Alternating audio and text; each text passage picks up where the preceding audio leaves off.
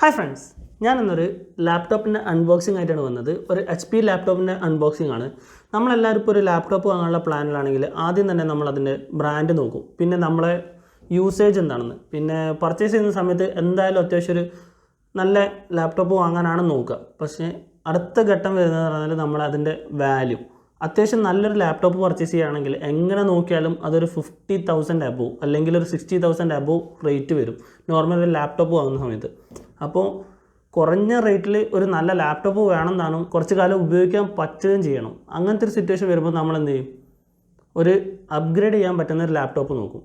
അതും ഇപ്പം നല്ല സ്പീഡ് വേണം താനും, കുറച്ചുകൂടി കഴിയുമ്പോഴേക്ക് അതിൻ്റെ സ്പീഡ് ഒന്നും കൂടി നമുക്ക് അപ്ഗ്രേഡ് ചെയ്യാൻ പറ്റണം.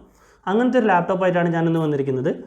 വീഡിയോയിലോട്ട് പോകുന്നതിന് മുന്നേ നിങ്ങൾ എൻ്റെ ചാനൽ ആദ്യമായിട്ട് കാണുകയാണെങ്കിൽ ചാനൽ ലൈക്ക് ചെയ്യുക, സബ്സ്ക്രൈബ് ചെയ്യുക. ലേറ്റസ്റ്റ് അപ്ഡേറ്റ്സ് ഉടൻ ലഭിക്കാനായി അടുത്തുള്ള ബെല്ലൈക്കൺ കൂടി എനേബിൾ ചെയ്തിടുക. അപ്പോൾ ഞാൻ ഇന്ന് അൺബോക്സ് ചെയ്യുന്നത് HP ലാപ്ടോപ്പാണ്. ഇത് HP 15 സീരീസ് ലാപ്ടോപ്പാണ്. കറക്റ്റ് മോഡൽ പറയുന്നത് 15s-FR1004TU ആണ് മോഡൽ പറയുന്നത്. ഇൻ്റലിൻ്റെ പ്രൊസസ്സറാണ് വരുന്നത്. പിന്നെ അതുപോലെ തന്നെ MS ഓഫീസിൻ്റെ സപ്പോർട്ട് ഇതിനകത്ത് കൊടുത്തിട്ടുണ്ട്. പിന്നെ ഈ ഒരു സൈഡിൽ ചെക്ക് ചെയ്യുകയാണെങ്കിൽ ഇതിൻ്റെ കുറച്ച് സ്പെക്കും കാര്യങ്ങളൊക്കെ കൊടുത്തിട്ടുണ്ട്. പ്രോസസ്സർ, റാം വേരിയൻസ് അങ്ങനെയുള്ള കാര്യങ്ങളൊക്കെ. പിന്നെ ഈ ഒരു ഭാഗത്ത് നോക്കിയാൽ MRP price, model name, manufacture details ഒക്കെയാണ് ഈ ഒരു സൈഡിൽ കൊടുത്തിട്ടുള്ളത്. ഇതിൻ്റെ ഡെഫോൾട്ട് സ്പെക്ക് എന്ന് പറയുന്നത് i3 10th ജനറേഷൻ ആണ് ഇതിൻ്റെ പ്രൊസസ്സർ വരുന്നത്.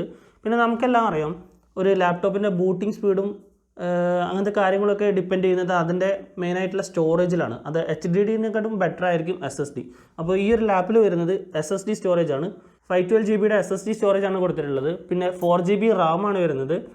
പിന്നെ ഒപ്റ്റിക്കൽ ഡ്രൈവ് ഇല്ല, കാരണം ഒരു സ്ലിം ആയിട്ടുള്ള ലാപ്ടോപ്പാണ്. ഞാൻ അൺബോക്സ് ചെയ്യുന്ന ടൈമിൽ കാണിച്ചു തരാം. അതുകൊണ്ട് ഒപ്റ്റിക്കൽ ഡ്രൈവ് ഇതിനകത്തുനിന്ന് ഒഴിവാക്കിയിട്ടുണ്ട്. പിന്നെ ലാപ്ടോപ്പിന് ഏകദേശം വെയിറ്റ് വരുന്നത് 1.7 kg ആണ്. ലൈറ്റ് വെയിറ്റ് ഒന്നും പറയാൻ പറ്റില്ല, എന്നാലും ഒപ്പിക്കാം. 1.7 kg ആണ് ലാപ്ടോപ്പിന് വെയിറ്റ് വരുന്നത്. പിന്നെ 15.6 IPS ഡിസ്പ്ലേ ആണ് വരുന്നത്. അതും ഫുൾ HD ഡിസ്പ്ലേ ആണ്. ഇനി എന്തായാലും നമുക്ക് നേരെ വീഡിയോയിലോട്ട് പോകാം. ഇതൊന്ന് അൺബോക്സ് ചെയ്തിട്ട് ഐറ്റം എങ്ങനെയുണ്ടെന്ന് നോക്കാം.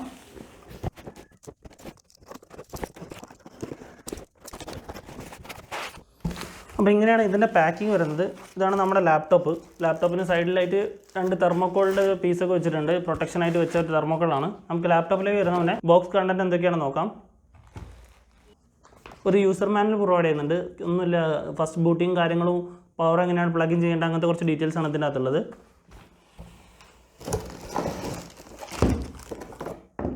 പിന്നെ ഒരു ചാർജിങ് അഡാപ്റ്ററാണ് വരുന്നത്. പിന്നെ അതിൻ്റെ കൂടെ ഒരു പവർ കേബിളുമാണ്. ചാർജിങ് അഡാപ്റ്റർ വരുന്നത് 65 വാട്ട്സ് ചാർജിങ് അഡാപ്റ്ററാണ്. അപ്പോൾ ഇത്രയൊക്കെ നമ്മുടെ ബോക്സിനകത്ത് കണ്ടൻസ് ഉള്ളൂ. ബോക്സ് കാലിയാണ്.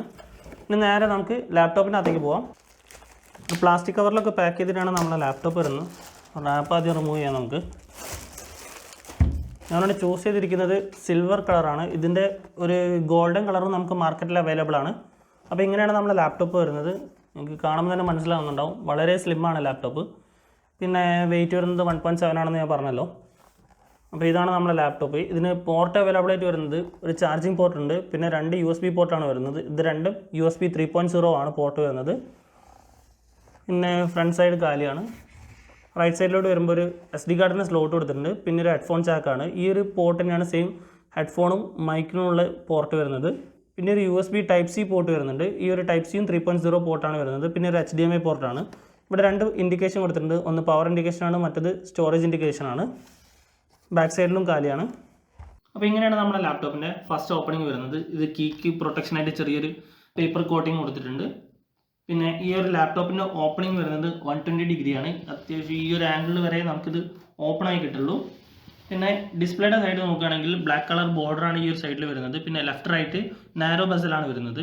4 സൈഡിലും റബ്ബർ പാഡിങ് കൊടുത്തിട്ടുണ്ട്. അത് ഈ ഒരു സൈഡിലോട്ട് ക്ലോസ് ചെയ്ത് വെക്കുമ്പോൾ സെറ്റ് ആവാനുള്ള പാഡിങ് ആണ്. 720p ക്യാമറയാണ് വരുന്നത്. പിന്നെ മൈക്രോഫോൺ കൊടുത്തിട്ടുണ്ട്. പിന്നെ ഒരു ചെറിയ LED ഫ്ലാഷ് ലൈറ്റും അവൈലബിൾ ആണ്. നമ്മുടെ ഡിസ്പ്ലേ വരുന്നത് 15.6 ഇഞ്ചാണ്. ഫുൾ HD ഡിസ്പ്ലേ ആണ്. ലാപ്ടോപ്പിൻ്റെ ഈ ഒരു ഏരിയയിൽ നോക്കിയാൽ നമുക്ക് ഫുൾ ഹോൾസ് കാണാൻ പറ്റും. ഇത് ഹോൾസ് എന്ന് പറഞ്ഞാൽ ഈ ലാപ്ടോപ്പിൻ്റെ സ്പീക്കർ ഈ ഒരു സൈഡിലാണ് വരുന്നത്. കംപ്ലീറ്റ് സ്പീക്കർ ഈ ഒരു ഏരിയയിലാണ്.